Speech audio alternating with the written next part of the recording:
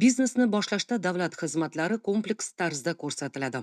Biznes yuritishni hamda litsenziyalash va ruxsat berish tartib-taomillarini soddalashtirishga doir navbatdagi chora-tadbirlar to'g'risidagi Prezident farmoni qabul qilindi. Farmonni qabul qilishdan asosiy maqsad etib tadbirkorlarning ma'muriy xarajatlarini 90 milliard so'mgacha qisqartirish, davlat organlari bilan o'zaro hamkorlik jarayonlarida 15 kungacha vaqtini tejash belgilandi.